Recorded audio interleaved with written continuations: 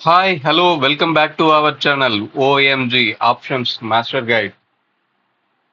கடந்த சில நாட்களா கொஞ்சம் பிஸியா இருந்தனால லெவல்ஸ் எதுவும் போட முடியல. ஓகே, இப்போ இன்னைக்கு டைரக்டா இன்னைய லெவல்ஸ்ல இருந்து போயிடுவோம் நம்ம. நிஃப்டில இருந்து போயிடுவோம். நிஃப்டிக்கு இன்னைய லெவல்ஸ் பார்த்தீங்கன்னா 25,946, 25,910, 25,839, 25,803. Bank Nifty